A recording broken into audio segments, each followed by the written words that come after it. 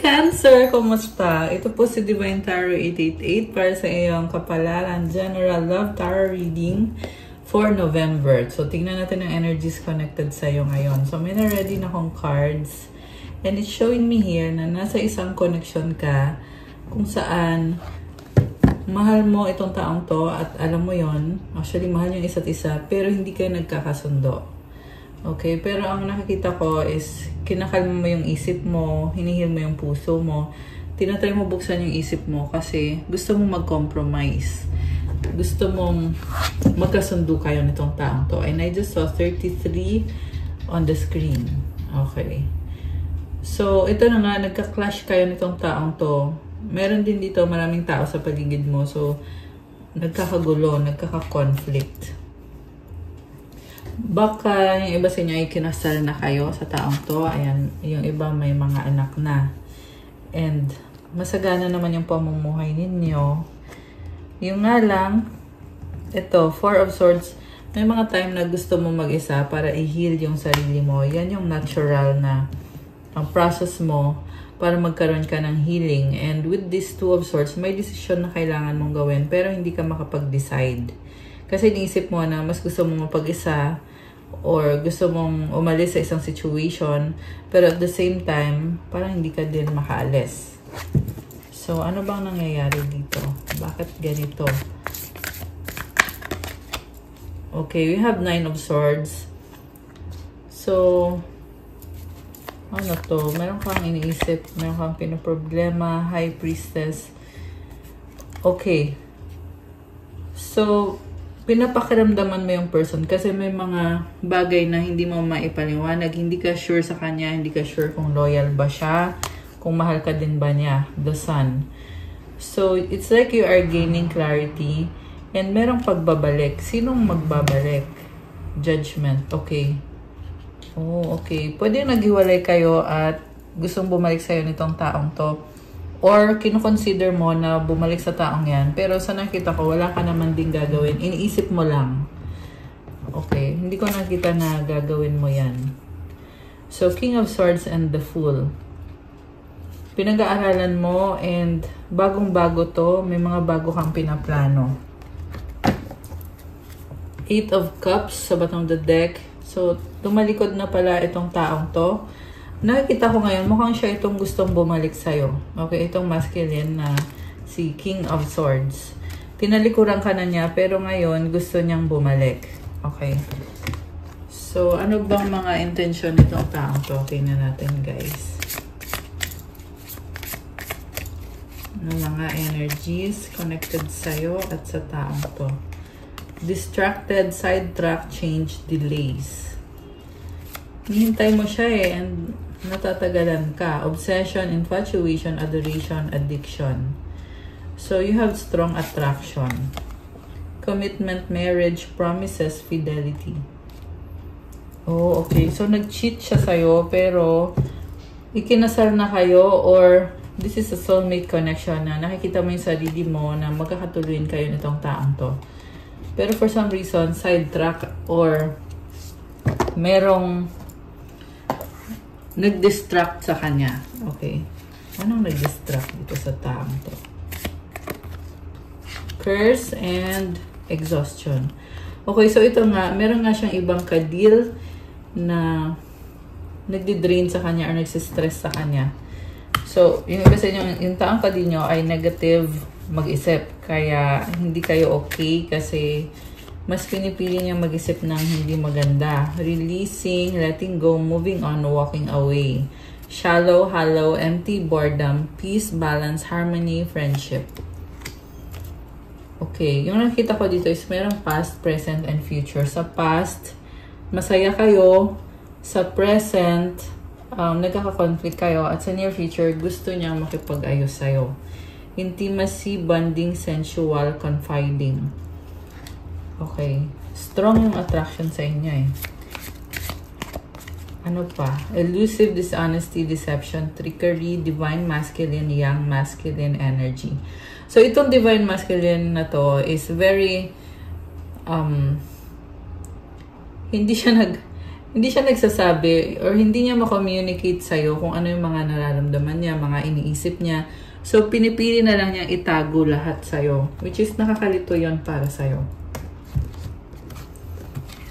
Okay. Magulong isip niya eh. Very foggy yung mind niya. Past life, deja vu, repeated patterns, karmic lessons. So, I'm hearing na nangyari na to sa past at umuulit na naman. Repeated patterns. Chemistry, attraction, spark, passion. Okay. Clarity, truth, intentions, honesty, spying, social network, information, ways. Alam mo, nare-realize niya ngayon yung mga kasalanang ginawa niya sa'yo. Sorrow, loss, grief, depression. At nalulungkot siya kasi gusto ka pa rin itong taong to. And nagsastalk siya sa'yo. So, kung nasa social media ka, tinitingnan niya yon. Shocking, turmoil, trouble, unexpected. Okay. So, kuha lang ako ng other cards. Alisin ko muna to, guys. Ayan. Kasi ang gusto kong tingnan is yung past, present, and future ninyo. Nitong taong kadili mo. Napala-like po ng video, comment, and let me know kung subscriber ko na ba kayo, kung kilala niyo na ba ako, or kung bago lang kayo sa channel na to. Mamaya may announcement ako para dun sa mga manonood hanggang sa dulo. Again, remember, general reading po ito, so hindi po sa lahat nagre-resonate. Okay, so Ace of Swords, andun yung attraction, pero natatakot din siya kasi pag sinimulan niya itong connection na to, hindi niya alam kung mag-workout ba, pero gusto niya. So, crossed by the High Priestess. Okay, roles can be reversed. Pwede din namang ikaw to, na ikaw yung gusto ng bagong simula. Kasi nakikita ko ang lakas ng intuition mo eh. Or pwedeng yung person na kadin mo ay malakas din ng intuition niya. What lies above is the Two of Cups. Below is the Star. We have the Hangman, the Queen of Pentacles. Oh, the Temperance.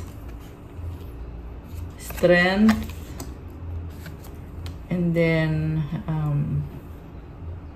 Queen of Wands, Justice. Grabe. Major Arcana. Okay, ang daming signs. Meron dito, baka ito yung kadil mo. Merong Pisces, Aquarius, Earth sign, Capricorn, Taurus, Virgo. Merong Sagittarius, Leo, Fire sign, Sagittarius, and Libra with this Justice card. Okay, so hinihil mo yung sarili mo. Sa loob-loob mo, alam mo na mahal mo pa rin yung taong yan. Pero gusto mo din ng kalayaan. Gusto mo maging independent. Kaso lang, hindi ka din sure eh kung magtatagal ba to or what. Pero you are hoping na sana magkaroon ng chance sa inyo. And sabi dito, you are strong. Okay? Samantala, itong taong kadil mo ay gusto niyang mag-reach out sa'yo kasi may gusto siyang sabihin pero nahihiya siya. And hinihil niya ngayon yung sarili niya. Mukhang pareho kayo nasa healing stage. Pareho kayo gusto niyo isa't isa pero natatakot.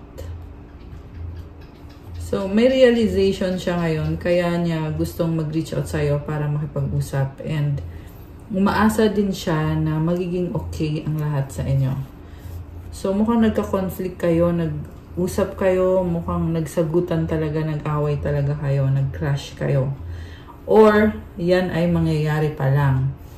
Kaya din siguro siya natatakot mag-reach out sa'yo kasi alam niya na mag-aaway kayo talaga. Okay, o meron kayong pag-aawayan bago kayo magkaayos. So, hoping siya na pagbigyan mo siya or bigyan mo siya ng chance at feeling niya gusto mo din naman to. Parang pinapakiramdaman niyo yung isa't isa. Kasi sabi dito, alam niya na gusto mo din naman na mag-workout kayo pero tahimik ka nga lang. Kaya medyo confusing din sa kanya. Sabi dito, alam niya na strong ka. So, kaya din siya, parang nahihiya siya sa'yo knowing na strong ka. So, kailangan ayusin din niya yung sarili niya. Gusto niyang patunayan yung sarili niya sa'yo. So, ngayon nag-a-adjust siya kasi kailangan ka niya at iniisip niya na pag nakipag-usap siya sa'yo na maayos, maibabalik yung harmony sa connection niyo or sa relationship niyo. And with this Justice card, gusto niya sabihin yung totoo, yung katotohanan. At sabi naman dito, tanggap niyo ang isa't isa or tanggap ka niya. And hoping siya na pagbigyan mo siya or bigyan mo siya ng second chance. Okay, we have 7 of Swords, 7 of Wands, and the King of Wands. And then sa bottom of the deck, si Knight of Wands. Okay, nagkaroon kayo ng sagutan. Very manipulative and controlling itong taong to. Kaya ikaw mismo nalilito ka sa kanya. Ano ba talagang gusto niya? Kasi para siyang natataranta, nagpapanik siya kasi feeling niya kinakalaban mo siya or alam mo yon, feeling niya gusto mo makipag-away sa kanya. So, ang gusto lang naman niya is bigyan mo siya ng atensyon. Parang yan ang gusto niya. Okay, nakakaloka naman tong taong to. Hindi siya marunong makipag-usap, dinadaan niya sa pakikipag-away. Tapos ngayon na nag-clash nga kayo at nag-away kayo, nahihirapan na siya ngayon na makipag-ayos sa'yo. Pero ang sabi dito, ang intensyon niya talaga is magkaroon ng healing sa sarili niya. I-heal niya yung sarili niya para magkaroon kayo ng magandang partnership kayong dalawa. Okay. So, ngayon hinihintay ka niya, hoping siya talaga na makipag-usap kayo. Saan patungo ngayon itong relationship na to? We have 8 of Pentacles. Okay, busy siya sa trabaho niya, pero ikaw yung laging iniisip at hinihintay. 7 of Pentacles. And then, 10 of Swords. So, nagkaroon na ng ending pala dito eh. 5 of Cups. Sobra siyang emosyonal. Grabe.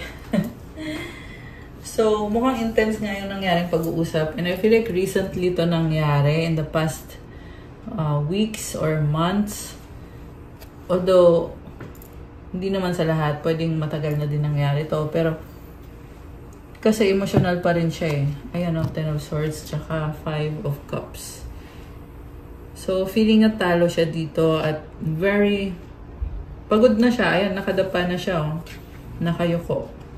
Ayan, so, kung ang tanong mo ay kung nagsisi ba tong taong to, sagot is yes. Nagsisi siya at grabe yung panghihinayang din niya. Okay, meron nga dito umiiyak, guys. Grabe. So, anong mangyayari kung mag-uusap kayo? We have 10 of Wands. Okay, I see someone na very controlling and galit. Siguro nga, yan nga yung nangyari. So, we have King of Coins and the Fool. Parang ini-enjoy na lang niya yung life niya. Parang sinasabi na lang niya, total, hindi tayo okay. Gagawin ko na lang kung ano magpapasaya sa akin. Ayan, yung mindset niya ngayon. 8 of Swords. So, feeling niya, nakastuck siya sa mind niya. Okay? Sobrang niyang ina-overthink yung mga bagay-bagay. So, kaya ini-enjoy na lang niya yung life niya. Pero ang tanong ko kasi, anong mangyayari pag nag-usap kayo? Tingnan natin. Okay, the devil is here. So, hindi pa kayo okay. So, I feel like kailangan pa ng time. Ayun, time nga. So, 4 of Swords. Time and space muna bago mag-usap ulit. So, or siguro nangyari na yan na nag-separate kayo for a while. Okay. So, 2 of Wands and the Chariot. Oh, merong umalis, merong lumayas. 6 of Pentacles and the 8 of Cups. Okay. So, it's either ikaw yung umalis or siya yung umalis. Basta merong time na hindi kayo nagkita, hindi kayo nag-usap. Para makapag-heal kayo pareho. Ayan. So, ngayon, sabi dito, yung time apart ninyong dalawa is para kumalma, mag-relax, enjoy yung life nyo. 6 of Coins, the Wheel of Fortune. So, parang binabalik yung balance. The more na you have time apart sa taong to, the more din na nag-heal kayo. So, ang nafe-feel ko kasi dito, magkakaayos pa rin kayo eh. Yung iba sa inyo ay family kayo or ikinasal kayo nitong taong to. Ayan. Kasi andito yung Wheel of Fortune eh. And this is a positive energy of expansion and growth. And I just saw 909 angel numbers. So, yung expansion na yan, magdadala ng pagbabago sa connection ninyo. Okay? It's a completion of a cycle. 6 of Wands. Ayan, victory and success. May mga kailangan kayong baguhin sa sistema, sa pakikipag-usap ninyo para mangyari itong reconciliation na to. And it will be very successful. Okay. 9 of Swords. Queen of Swords. Okay, alam mo, hindi ka maalis sa isip niya. Sa totoo lang, mahal ka niya eh. Kaya, nag-aalala siya na baka nga iwanan mo na siya, baka wala ng chance to. So, sobra yung frustration niya dito, 9 of Wands. Nagsisi din siya sa mga ginawa at sinabi niya. Para siyang natataranta ngayon. Pero malakas yung pagmamahal niya sa'yo. And nandito yung Hierophant energy. So, this is someone na who wants to take responsibility sa mga nangyayari. Okay. Magkakaayos ba sila ni Cancer? Yes. 4 of Wands. Magkakaayos naman. There will be balance. And the 2 of Wands. Parang taking it slowly. Parang sa nakita ko, magiging balance ulit. Pero hindi nyo minamadali ang isa't isa. Okay. 3 of Pentacles. Parang may plano. So, baka nagpaplano kayo or magkakaroon ng pag-uusap at magpaplano kayo ulit. Kasi partnership to eh. So, hindi romantic yung energy. Pero, I'm seeing happiness and celebration. Okay? Ayan. So, speaking of romance, andito yung Lovers with the 6 of Cups. Wow, guys. So, alam mo, sabi dito, may misunderstanding kayo. Pero mahal niya isa't isa. Soulmate kayo eh. So, the Lovers, ibig sabihin, nagkaroon na ng healing sa misunderstanding. And the 6 of Cups, sobra siyang nagkikare sa'yo. Alam mo, kahit hirap kang unawain itong klase ng taong to, pero nafe-feel ko dito yung intention niya na baguhin yung sitwasyon ninyo. Baguhin yung sitwasyon at magkaroon ng harmony ulit. Okay. So, ano naman ang mga mensaheng gusto niyang sabihin sa'yo? Tingnan natin. Mensahe galing dito sa taong kadil mo. What's the point of it all? I think about you all the time. Don't pressure me. I love you so much. Ayan guys, oh. Sobra kanyang mahal. We were always meant to meet. It was written in the stars. So, mukhang malaking misunderstanding yung nangyari. You're mine forever and ever. Now is not the time. Ayan. Merong time apart talaga or kailangan ng space. I love you to the moon and back a million times. Grabe, guys. Ganyan kanya kamahal. Sobra. Ano naman ang mga energies? Okay, ito. Gamitin natin itong kulay pink na oracle cards na ginawa ko. Okay. Tingnan natin. Energies. Misunderstanding nagtatampo. See? It's a misunderstanding lang talaga. Diyan lang talaga nagsimula yung pag-aaway ninyo. Hurt healing. Siguro nga, nasaktan nyo nga yung isa't isa. Ex, third party, past. Okay, isang issue din yan. Muling ibalik, second chance. Okay. Yes, yes, yes. Flirting, malandi. Baby. Okay, so may nakita ko na, yeah, may third party na involved. Thank you. Next. Gusto kita attraction. Okay, so hindi naman sa lahat magre-resonate yun, guys. Yung iba kasi wala naman third party, may misunderstanding, meron, oo. Yung iba naman meron. Okay, yan kasi yung mga nakikita ko dito. So, worried, paranoid. Ano pa? Ano pang mga energies connected sa inyo? Forever soulmate. Attractive, sexy, hot. Pahinga, time out, nagsisisi, nagkamali. Long distance relationship sa bottom of the deck. So, para naman sa mga mag-soulmate. Okay. Anong mensahe para sa mga mag-soulmate? Or yung din nyo ay soulmate nyo. People don't believe in me. I am sorry. Challenges, obstacles. Honeymoon. Please help me, I need it. Love me. We have a deep level of connection. You hurt me.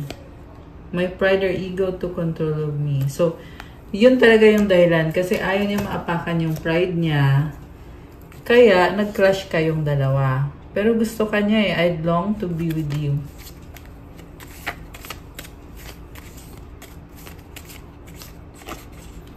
Everything reminds me of you. I love you sa bottom of the deck. Oh my gosh. Ayan, guys.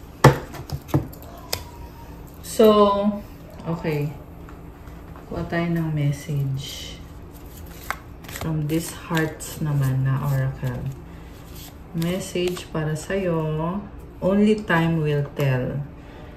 So, huwag madaliin, okay? I feel like marami pang mangyayari dito sa connection na to. Healing, imagine yourself and your beloved surrounded by light. Feel your relationship being healed this very moment. Ayan, nasa process of healing kasi kayo ngayon. Okay? Ano naman ang mensahe ng mga angels mo? Mensahe ng mga angels ni Cancer. 111 Destiny, follow what you feel, listen as your intuition helps to guide you to what you are manifesting. The inner whispers are helping you create all that it is that you desire. Listen, lean in, and follow your soul. So, kumuha ko ng advice card para sa inyo, guys. Ito yon. Kuha ko ngayon ng mensahe galing kay Universe. Isa pa. Okay. So, tingnan natin yung advice. True offering. May I release the fears, illusions, and addictions that keep me from true offering. May I relax into your plan, trusting that the next steps will always be shown. Use me, love. Use me for the highest. I am yours alone. Okay. So, may kailangan kang i-release. Hindi mo kailangan kontrolin ang sitwasyon. I-release mo yan. Kumalma ka kasi may plano si God para sa'yo. So, it's like your angels want to tell you na magtiwala ka sa plano ni God para sa'yo. Kasi ipapakita din sa'yo kung ano ang susunod na dapat mong gawin. And then, trust. When love is invited to take over, right actions arise at the right time. Allow me, dear divine, to wait patiently until the timing is right. Let me rest in the unknown until a clear path is shown. So, ipapakita din sa'yo kung anong dapat mong gawin. Kailangan habaan mo ang pasensya mo. Divine timing is at work. And again, sinasabi dito, kumalma ka kasi magkakaroon din ng clarity. Or magiging clear din sa'yo kung ano ang landas na dapat mong tinatahak. Obstacles are detours in the right direction. I always trust the direction of the universe and know I'm being guided. Alam mo, kung nagka-problema man, sinasabi lang dito na nililid ka kasi sa tamang landas, kaya nangyari yung mga problema na yan. At ang mahalaga is trust talaga. So, ilang beses lumabas ang trust dito sa reading mo. Ito sa mga cards mo today. True offering, trust, and ito trust din. So, right direction. Nililid ka talaga ni God sa tamang landas. So, i-claim mo yung plano ni God para sa'yo. Comment, I claim God's plan for me. And comment, I trust God. Ayan. Okay, guys. That's all for you, Cancer. Para sa'yong November Kabalaran. Thank you for watching. Please like, comment, subscribe, hit the notification bell. At kung kailangan nyo ng gabay, kung nag-resonate kayo at kailangan nyo ng more information, pwede kayong magpa-private reading. Message nyo ako sa Viber or sa WhatsApp. Nasa description box po yung contact details. Tingnan nyo po dyan. Thank you again, Cancer. God bless you all and stay safe. Bye!